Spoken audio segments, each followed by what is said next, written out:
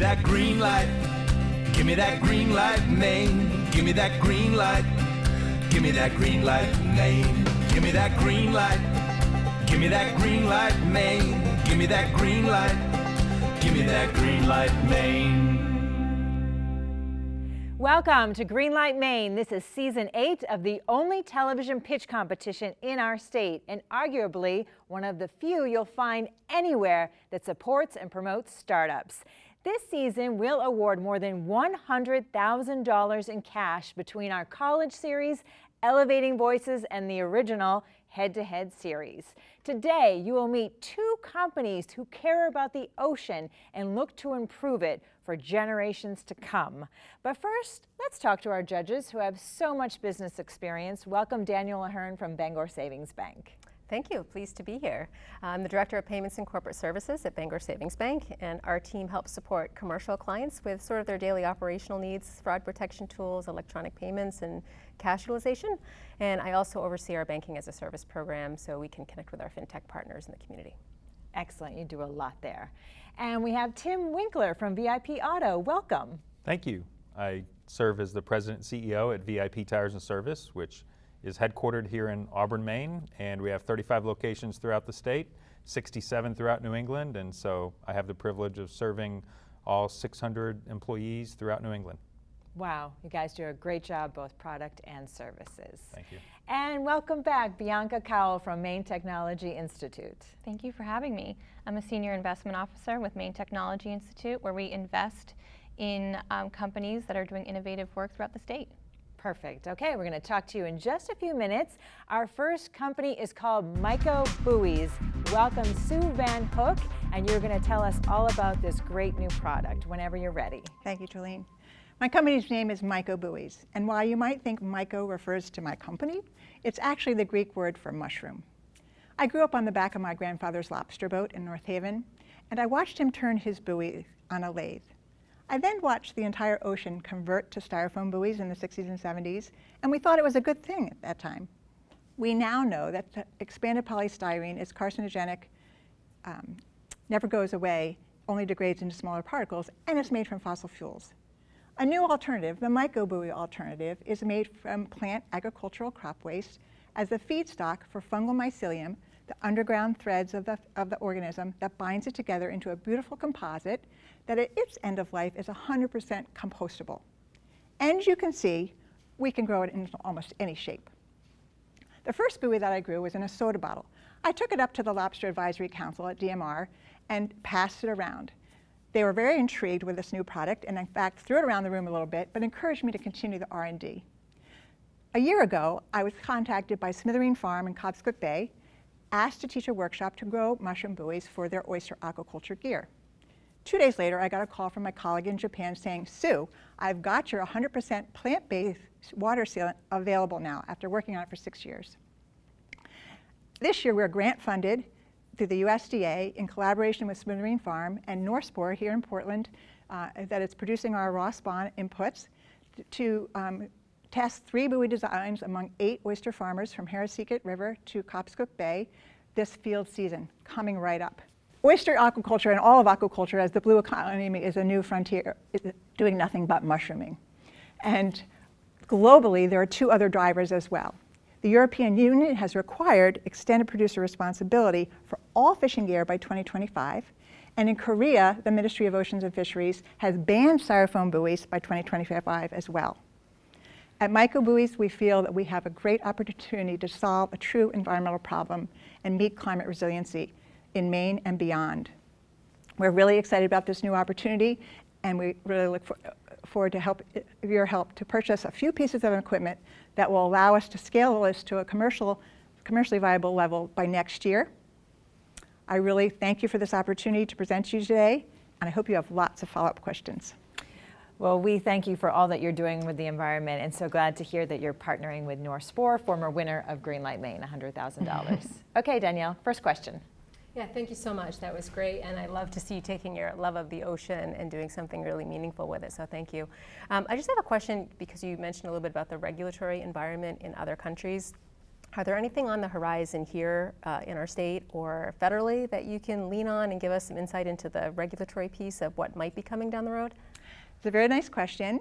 In 2011, when at that meeting at the DMR, Carl Wilson, who was the head of the lobster program at the Darling Center, handed me his card and said, let's talk. And he said, Sue, if you can make this buoy last for one season, I will regulate it. So there's definitely interest at the state level. Around the United States, we're not there as far as Europe and the Asia is. They're growing hectares and hectares of buoys of aquaculture and fish farms. And frankly, our government is behind in that regard. Nice. Tim?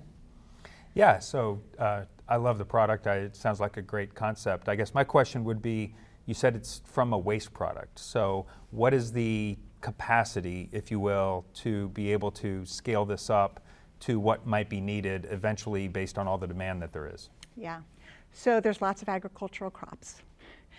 They do depend on weather and things like that. I did the testing over the 12 years and tested probably about a dozen of them. The optimal one is hemp fiber, the inside of the hemp plant. And it has a history of marine resistance. We know from the days of colonists, and the great schooners were all made out of hemp sails, hemp rigging. We also have a CBD industry in this state that kind of went up and failed already. The missing link is a hemp processing machine that separates the long fibers from the inside short fibers. Maine could really lead this. There's no other hemp processor like this. A few in the Midwest, one or two in California and Oregon, but Maine could really lead this industry by getting this machine called a hemp train that would process it and serve 7 new markets of product, including the last one coming out the machine. All right, it's all about the hemp. Okay, Bianca. Great job, Sue. I have a question about shelf life. You mentioned that they might last one season. And talk to me about pricing, depending on shelf life. I love this cost question.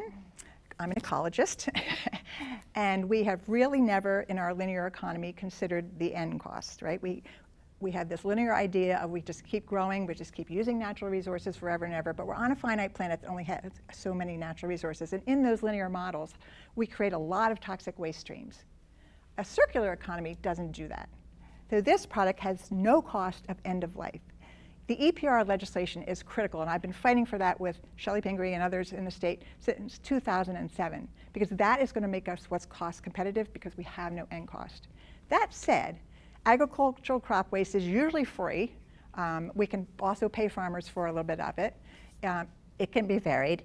And the mushroom we just cloned from the woods, so it's really easy to keep expanding that. So we have very low input costs. We need a little bit of infrastructure costs, and we will be using plastics for tooling that we can reuse and reuse and reuse to make these shapes. Interesting stuff. Okay, we have time for one last question.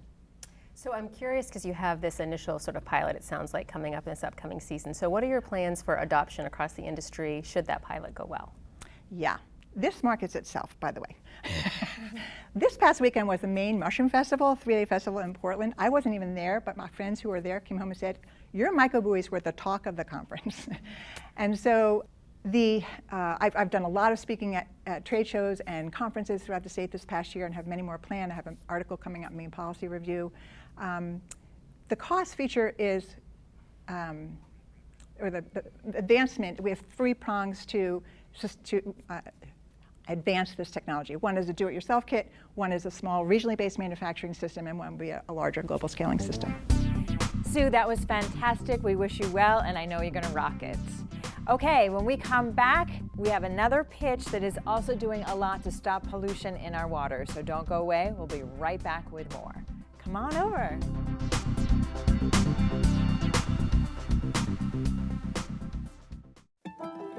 Bangor Savings Bank, committed to investing in its employees, customers, and communities to help create a stronger Northern New England.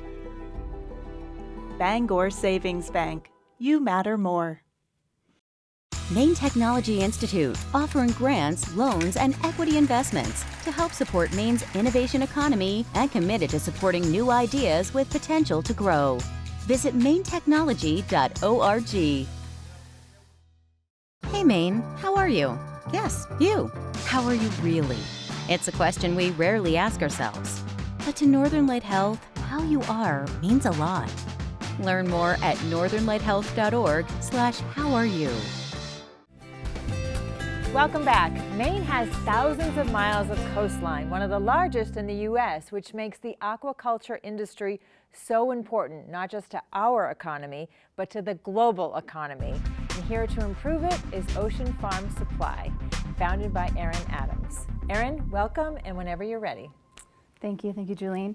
So my name's Erin Adams. I am CEO and co-founder of Ocean Farm Supply.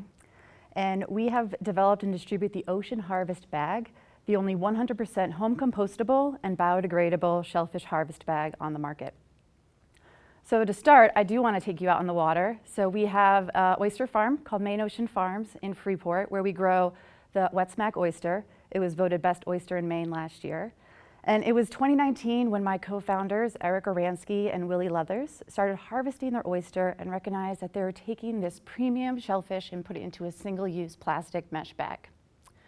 Looked around and saw that's what everyone was doing. So we wanted to do something better and searched the market for an alternative, but finding none, what we did find was a fiber that was manufactured in Austria using cellulose from beech trees that is home compostable and biodegradable. So as compared to plastic production, this material uses less water, less energy, and less chemicals. The full life cycle of this material has been taken into account, from being grown in certified forests to being third-party certified to break down in your home compost in 8 to 12 weeks. So through iteration of design with our manufacturer, we came up with a mesh that was strong enough for our shellfish, and through that collaboration, received sole distribution rights to sell the trademarked Ocean Harvest Bag in the US and Canada.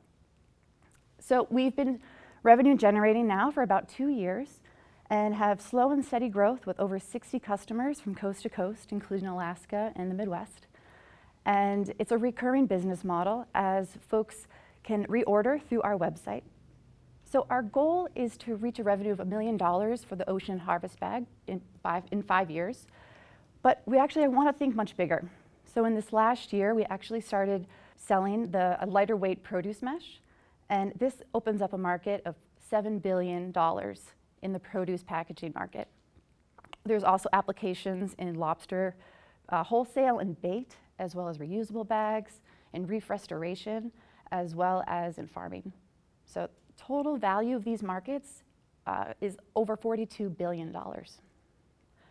Maine is the perfect place for us to build our business because in 2021, it was the first state in the nation to pass an extended producer responsibility law. This means that companies will have to pay for the plastic packaging they produce. Our products help those companies reduce their plastic waste and meet their sustainability goals. So through the funding with Greenlight, we would immediately hire a sales rep who has experience to help us reach more of our markets and really put Maine on the forefront for limiting plastic waste. Thank you. Perfect. $42 billion, and you are well on your way. Good for you. Thanks. Okay, Danielle. Great, thank you, Erin. That was wonderful. I really appreciate all the information you shared with us. Can you tell me a little bit about the manufacturing process, where it's manufactured today, the timing, and what your supply chain looks like? Absolutely, yeah. So the certified forests I mentioned, so they're grown in Austria. The beech trees are grown in Austria and surrounding countries. And then it's turned into a yarn, a lensing modal yarn, which is then woven in Austria into the mesh. And then we ship directly from using AIMSkip from Rotterdam through Iceland, and then we pick it up in Portland. We have a great relationship with the manufacturer, so we could put an order in today and then have, in about 2 to 3 months, have that material. Thank you. Tim. Yeah, so you talked about some markets that you're going into and how big they are. Tell me a little bit about how do you reach potential users, the customers of these? What's the message, and how do you get out there and get this in front of them? Yes, specifically with produce is what we're putting a big focus on right now. And our first step is in the organic farmers and smaller producers here in Maine. And so we've been partnering with the Maine Federation of Farmers Markets and partnering with those farms just to kind of get the understanding what this material is. And so the idea is that it feels different than plastic. And so it adds to someone's brand. so that a customer knows, okay, this isn't plastic, and this has been shown through market research to be of value to consumers. They don't want to use plastic, so they need those other options. Bianca. Great, you did a great job. Is there any ability, maybe now or in the future, to have the fiber sourced here from Maine? Yeah, oh yeah, absolutely. So it makes more sense right now economically to have it be made in Austria where it was already being made, and then our goal is to build that market. First step, bringing over some machines to make the mesh here, but then it's cellulose, and so we can use the cellulose from Maine trees. And through different innovations, working with Maine and with our manufacturer, that's very much our long-term goal. Perfect. Well, that's what everybody wants, made in Maine. Yeah. Well, congratulations to you. A phenomenal job. Thank you very much. Okay, we will hear from our sponsors first and then our judges, so there's a lot more Greenlight Maine. Don't go away. Stay with us.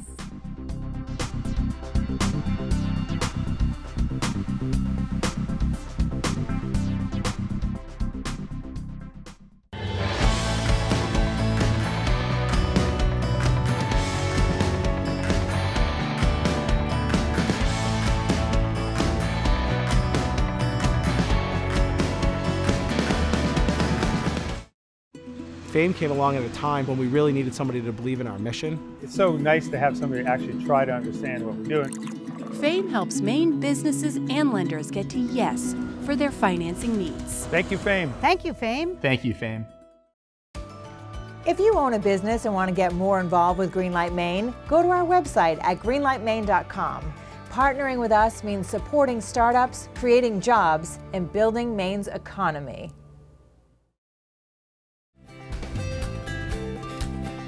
Welcome back to Greenlight Maine. Let's review how this works for people at home just joining us now. Out of the two companies pitching today, one advances to the next round. The best part is that based on the scores, you can technically lose your round and still make it to the finals and win some cash.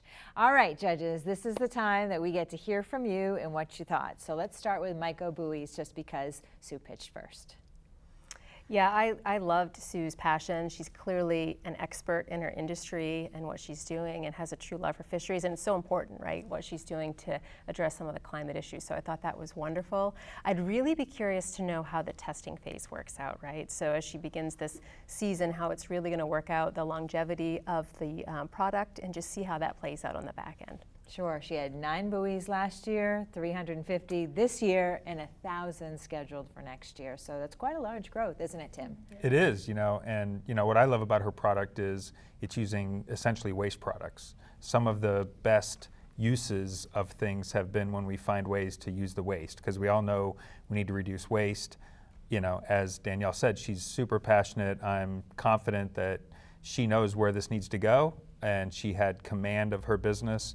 So I think, that's very bright for her future and the company's future. Yeah, you got to spend a lot of time with her off camera, learning about her career and the history of growing up in the business. So, and that really counts for a lot, doesn't it? Absolutely. All right, Bianca. Yeah, I think she's put a significant amount of time and effort in the R&D, so that's great. She's been speaking with the state, to get some help with the adoption efforts throughout. I like the fact that she is working with Maine-based suppliers, so really keeping it all in Maine. She's not generating revenue yet, so time will tell about the adoption for the fishing and aquaculture industry. Perfect. Okay, let's switch gears now to Ocean Farm Supply. What's really unique is they both work together and they partner, so it's really nice that they have that relationship. Yeah, it's typical for Maine, right? So we see a lot of collaboration in specific industries, and certainly Aaron and Sue have worked together. And I think, Aaron, that product, is already generating revenue. There's already a market for it, already a customer base. So that bodes well for their ability to put it into play and generate some revenue. I'll be interested to see how they market into the other produce industry and what that would look like for their scalability in the future. But I think really good plans, really well thought out, already driving revenue, so that's a great start to their product's future. Perfect, yes, a lot of market opportunity.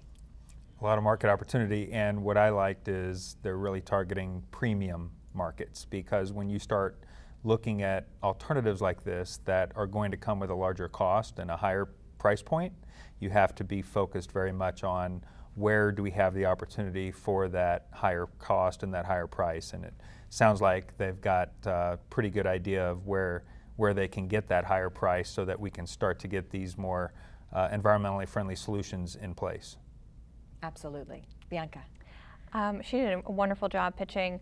I thought it was great to hear that she has co-founders. So her team, she has, hopefully a differentiated skill set there. And also I thought that she already has a plan for the future. So if either one were to make it to the finals, what would you like to see from them next time? I think I'd like to hone in a little more on the pricing model and the comparison to the traditional products and how they intend to overcome that without a regulatory burden on the end consumer. Nice. Yeah, I'd like to see more detail around a marketing plan. How are we going to get this message out? Who's our target consumer, or who's the target user of this? And really a more thorough understanding of how they're going to reach all those people. Right, you can have the best product in the world, but if you can't sell it, you can't make any money. You've got to have a great story to tell, which they have, but you've got to have ways to tell that story and get that story in front of the right people. Nice. Bianca. Yeah, I think having the supply and the manufacturing come to Maine will be critical for the success of the state and the company. Perfect. Well, you have all done such an amazing job. We're going to give you a little bit of time to think about who you want to advance, and we'll be right back with you. The companies we have had on Greenlight Maine are inspiring. Does it make you think about opening your own business, but maybe you feel like you don't have the means to do it? Here's a banking perspective from our premier partner, Bangor Savings Bank, that just might make you change your mind and ignite your entrepreneurial spirit. Bangor Savings Bank opened in 1852 at a time in history where banks were thought of as a place to keep your money safe. But this bank's approach wanted people to find their way. There wasn't a mechanism. So that became the birth of Bangor Savings Bank. They really help people in Bangor save and then buy their first homes. Really the beginning. Fast forward to today, the premise still stands, only with more intensity on giving people a second, even third chance. That's the difference. And it's really helping people either establish or repair. Because in the end, if you have one of those two problems, you're not going to really fully realize, your potential in the economy. To Bangor Savings Bank, different means a three-step process where people who have credit challenges can begin with a credit card, with an opportunity to rebuild their credit and graduate to a second card. And the ultimate goal, to fully reestablish their credit. So the goal of the program is really about helping Mainers either establish credit and then realize their dreams, or repair their credit so they can move on to their dreams. Albin, Randall & Bennett, committed to providing accounting solutions to Greenlight Maine startups, working with businesses and organizations that operate locally and nationally. ARBCPA.com.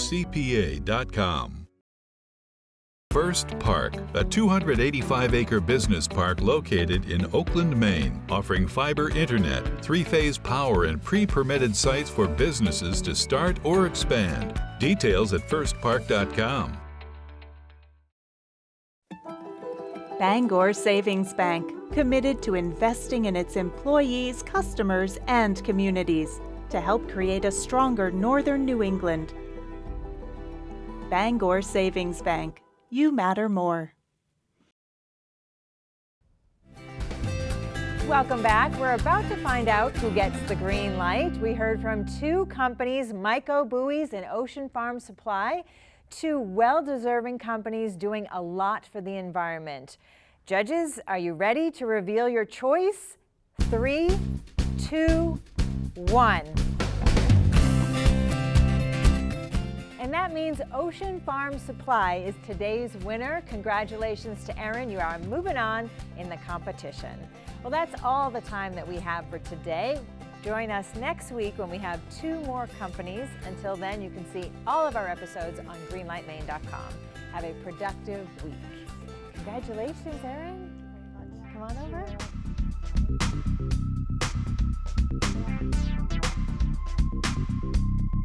Greenlight Maine would not be possible without the support of all of our corporate sponsors. Thank you. Furniture for Greenlight Maine is provided by Chilton, a Maine company offering a modern take on traditional New England wood furniture. Hotel accommodations for Greenlight Maine are provided by Hilton Garden Inn, Auburn, Riverwatch,